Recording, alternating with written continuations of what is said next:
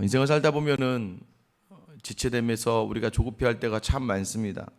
그러다가 먼저 좀 섣부른 결정을 하다가 큰 피해를 볼 때가 참 많아요. 여러분 그런 적 많이 있으시죠? 뭐 집을 구할 때도 조금만 더 있었으면 더 좋은 집을 갈 수 있었었는데, 아니면 학교를 갈 때도 마찬가지였고 또 직장의 자리에서도 마찬가지예요. 모두가 다 그런 경험을 하게 됩니다. 그때 좀 부산하지 않았으면 참, 부산하지 않게 조급함 없이 있었으면 참 좋았을 텐데, 기다리다가 너무 오래되었다고 느껴지면 그럼 여전히 우리는 잘못된 판단을 할 때가 참 많습니다. 그때 놓친 자리가 뭐예요? 바로 기도하는 자리고 말씀을 구하는 자리라는 거예요. 오늘 좀 안 좋은 좀 큰 사건이 일어나죠. 1절에 보면 아브라함이 아내 사레는 출산하지 못하였고 그에게 한 여종이 있으니 애굽 사람이요 이름은 하갈이라. 성경은요 또 아브라함 가족의 발작 버튼을 눌러버립니다. 하나님은요 집요하세요. 여러분 아세요? 우리가 세상으로 살다가 우리를 격하게 하고 우리의 분노를 표출시키는 수많은 그런 일들이 있어요. 삶이 아킬레스건 같은 건데, 하나님은 참 집요하시게요 그 부분을 계속 건드립니다. 왜 건드릴까요? 이게 해결되지 않으면 여러분 우리가 상처받은 그 자리가 가해의 자리로 변하기 때문이에요. 우리도 모르게 쓴뿌리가 남아있어서 나도 모르게 그 아픔과 상처의 아픔의 자리, 피해의 자리를 나도 모르게 분노로 이게 바뀌면서 다른 누군가에게 큰 상처를 주기 때문입니다. 오늘도 마찬가지죠. 아브라함의 아내 사라에게는 너무나도 아픔이 있어요. 이제 아브라함은 좀 된 것 같죠. 아브라함에게 하나님이 나타나셔서 말씀도 주시고, 하나님이 아브라함이 나타나서 제사도 지내고, 지난번에 홀로 불 가운데, 제단 가운데 불로 지나가셨어요. 하나님은요 부부를 한 몸으로 여기십니다. 그래서요 아브라함만이 아니라 아내 사레까지도 하나님이 만나고 싶으신 거예요. 여러분 항상 아픈 곳이 건드려질 겁니다. 인생이 그래요. 그런데 하나님은 무엇을 원하세요? 아픔이 건드려질 때마다 그 아픔을 믿음으로 극복하기를 원하신다는 거예요. 오늘 혹시 여러분에게도 여전히 발작 버튼이 있습니까? 무엇일까요? 재정적인 어려움일까요? 아니면 부모에 대한 상처일까요? 아니면 자녀에 대한 서운함과 아픔일까요? 아니면 내 삶에 대한 나의 자책일까요? 수많은 여러분들 눌려지면 욱 하고 나오는 것들, 눌려지면 막 나도 모르게 막 감정을 어떻게 할 바 모를 그런 모든 자리를 오늘 시간 주님 앞에 내어놓게 되기를 축원합니다. 왜냐? 그 상처가 없어지지 않으면 여러분은 누군가를 가해하고 있다는 것을 나중에 알게 될 거예요. 여러분 보세요.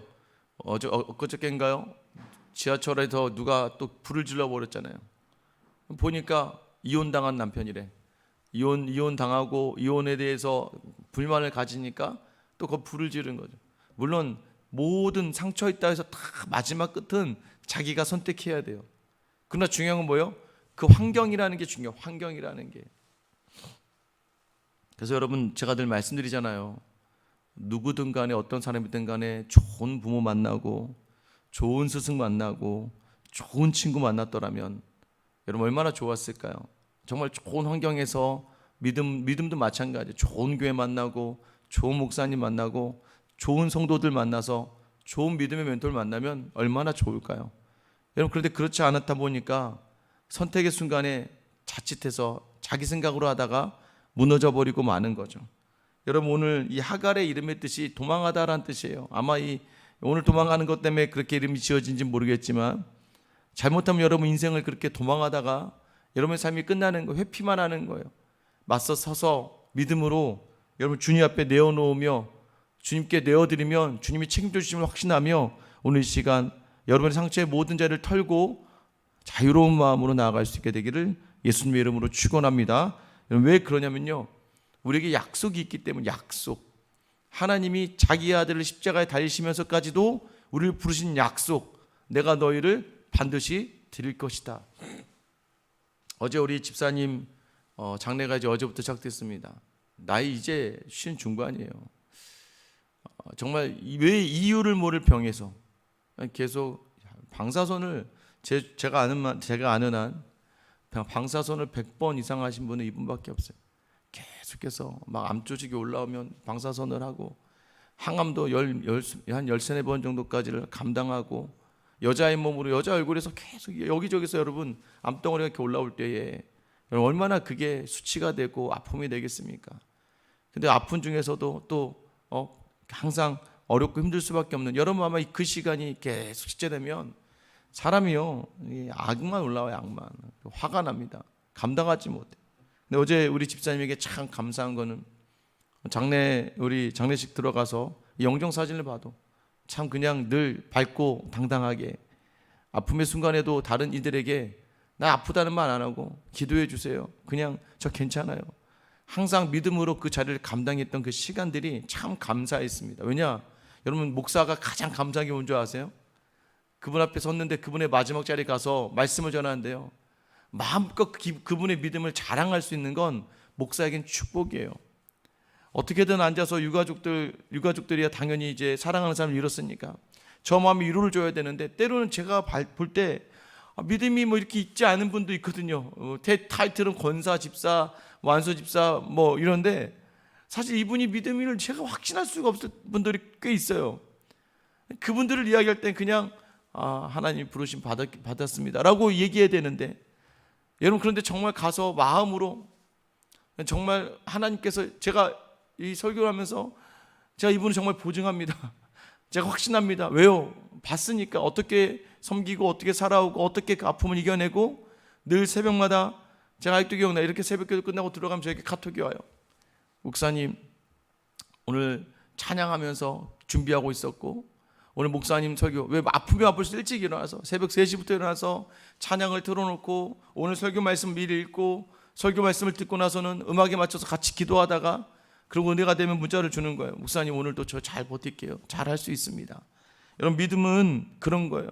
약속을 붙들고 여전히 변화되지 않았지만 여전히 예수 그리스도를 붙들고 나아가는 그 자리. 여러분 우리가 계속 약속을 놓치면 상처 가운데 거하게 되는 거예요. 내게 없는 것에 집중하게 됩니다. 그러다가 어떻게 되는 거예요? 더 큰 상처를 만들어놔요. 오늘 사례가 머리를 굴립니다. 지금 이 시기가 오늘 말씀에서는 10년이라고 얘기해요. 10년 동안 지금 그 땅에 거했는데 아무런 응답이 있지 않는 거예요. 아무런 응답이 있지 않으니까 지금 누가 발벗고 나섭니까? 분명히 주신대, 아들을 분명히 주신대. 그러다 보니까 어떻게, 그 아들을 주신다 하나님의 말씀은 내가 너로 이렇게 얘기하니까 사례가 흔들려요. 아내가 흔들립니다. 그래서 2절에 보세요. 사례가 아브라함에게 이르되 여호와께서 내 출산을 허락하지 아니하셨으니 원하건대 내 여종에게 들어가라. 내가 혹 그로 말미암아 자녀를 얻을까 하노라 하며 아브라함이 사라의 말을 들으니라. 여러분 지금 사례도 머리를 딱 굴린 거예요.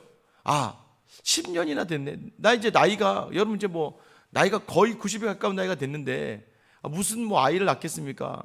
뭐 거의 이제 사례 나이는 80, 아브라함 나이 거의 90이거든요. 아브라함이 87세에 이제 이스마엘 낳으니까 어떻게 합니까? 그러니까 이 사례가 보니까 내가 아닌가 보다. 남편의 아들은 다른 여자를 통해서 나도 남편의 아들이지 라고 하는 머리가 이제 굴러가기 시작하는 거예요. 합리적인 생각들을 하기 시작한 겁니다. 문제는 뭘까요? 아브라함이 이야기를 했어요.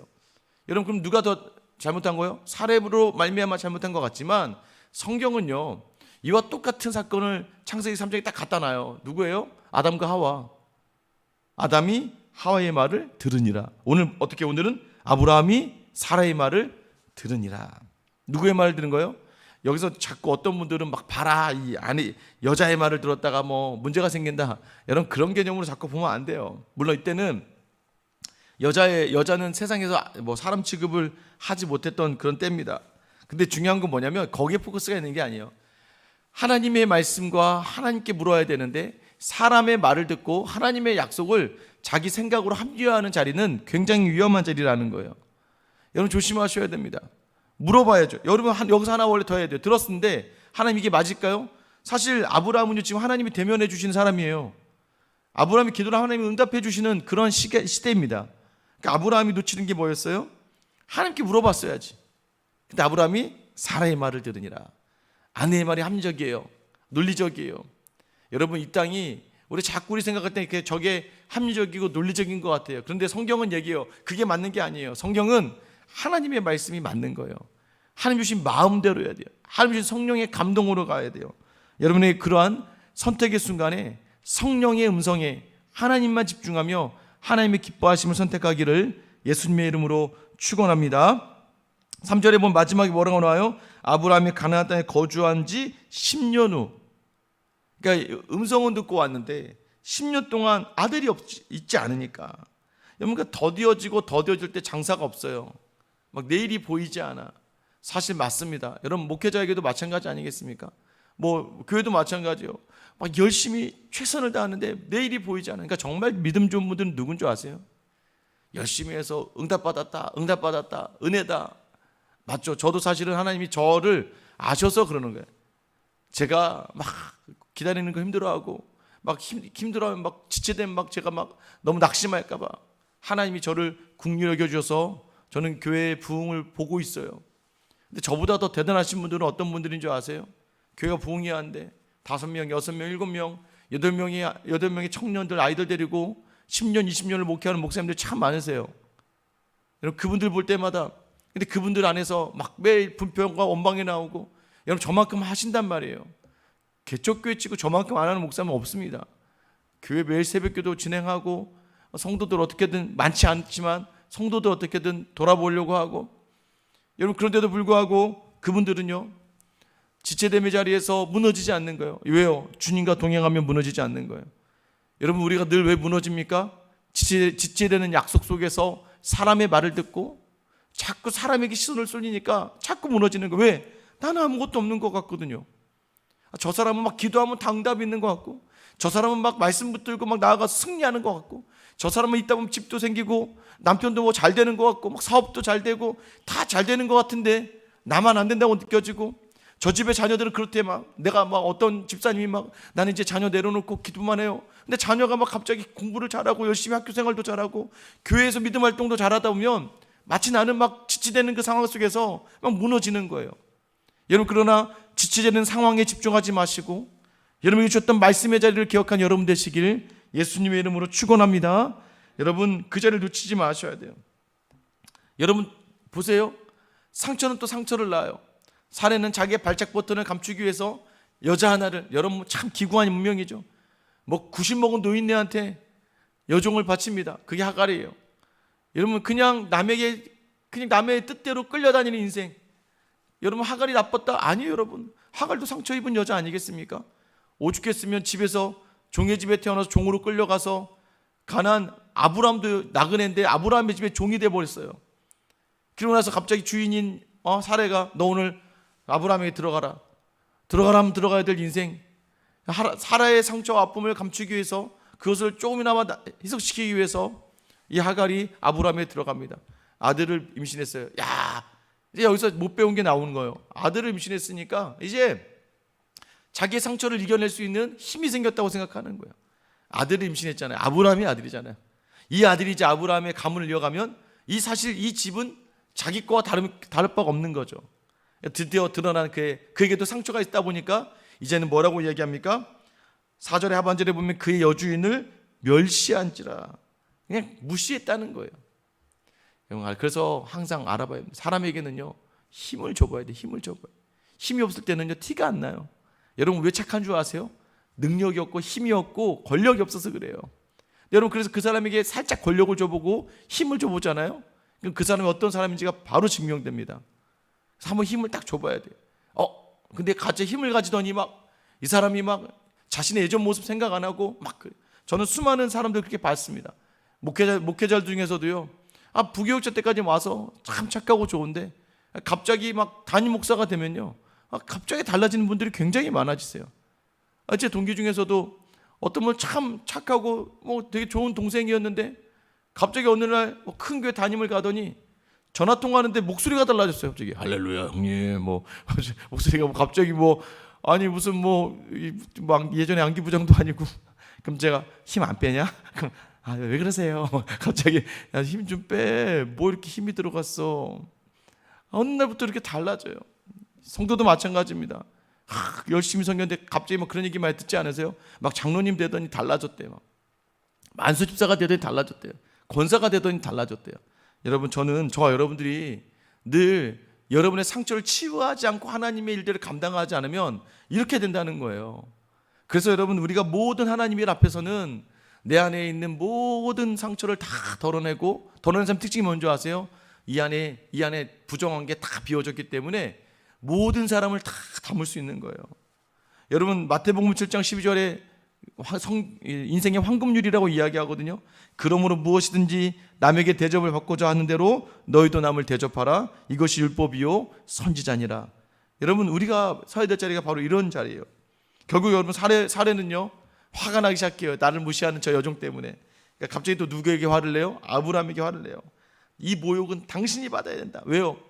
여태까지 여러분, 이게 가장 큰 거예요. 여러분, 오늘의 포인트는 하나님이 사례를 하나님의 모든 만국의 어머니로 만들어가는 과정에 있는 거예요. 사례는 아브라함 따로 나 따로인 줄 알았던 거예요.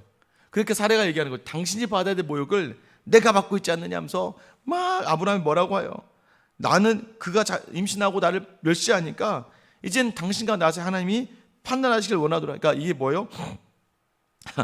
얼마나 그녀한테 잘해준 거야. 그래서 화를 내고 있는 거지 지금 막. 그 첩한테 말이야. 하면서 남편을 막 나무라기 시작해요.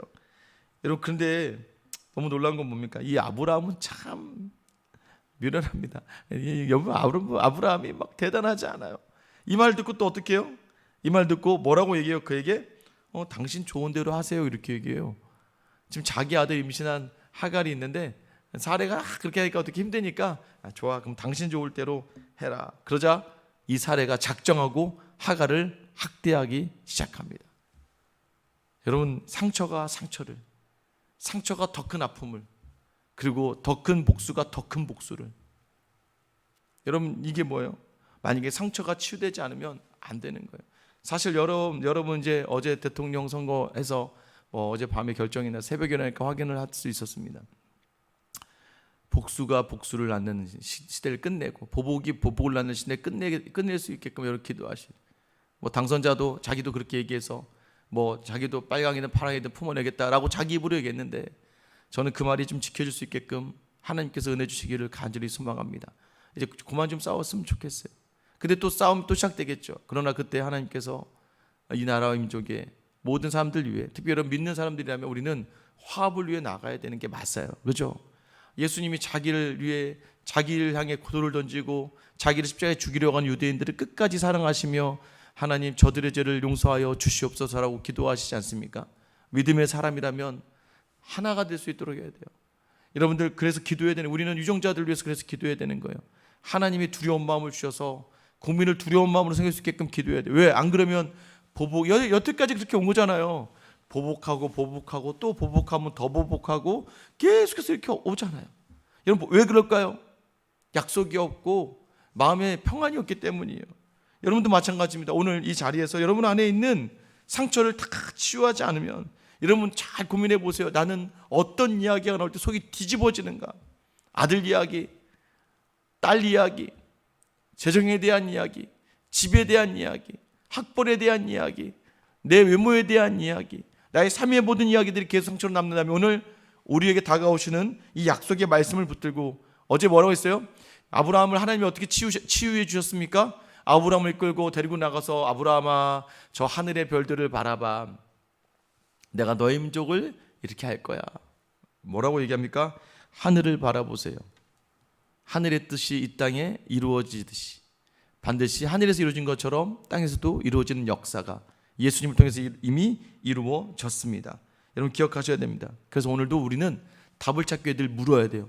하나님께 물어봐야 돼요. 아브라함의 가장 큰 실수는 사례의 말을 그냥 들은 거예요. 하나님께 물으며 하나님 주신 답을 가지고 나아갈 수 있어야 됩니다. 오늘 약속을 붙들면 상처는 치유되는 거예요. 그 약속을 붙들고 치유된 상처로, 여러분 그 약속이 뭐예요? 상처 입은 치유자 예수 그리스도. 그가 상처받으셨으나 그는 그 상처를 고스란히 우리에게 주지 않으시고 우리의 영혼을 치유해 주신 거예요. 죽음을 회복시켜 주셨어요. 오늘도 여전히 내 안에 쓴뿌리가 드러날 때, 여러분 그 마음을 그대로 두지 마시고 예수 그리스도 앞에 내어 맡기고 그리스도께 주시는 평강을 가지고, 그럴 수도 있고 충분히 그럴 수 있고, 나를 힘들게 하는 모든 상황과 사람은 그 사람과 상황 그 뒤가 더 힘들었기 때문이에요. 다 상처받은 영혼들이에요. 하나님 저들의 상처를 덮어주시고 저들의 상처를 은혜로 채워주시옵소서.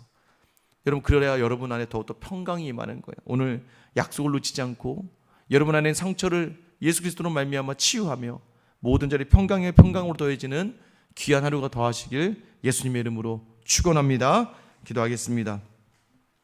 사랑의 하나님, 이 시간 우리의 삶의 자리가 더디어지고 내 뜻대로 되지 않을 때 우리는 무너지고 넘어집니다.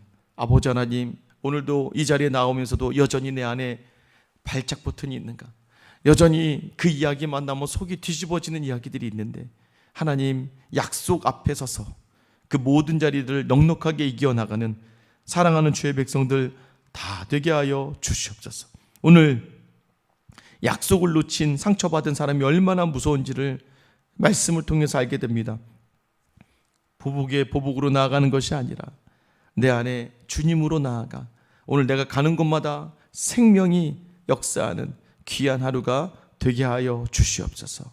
우리를 위하여 상처 입었으나 그 모든 자리 주님만 바라보며 치유자로 서신, 상처 입은 치유자로 우리 가운데 역사하시며 우리에게 평강 주시는 우리 주 예수 그리스도 이름 받들어 기도드립니다. 아멘. 여러분, 기도하실 때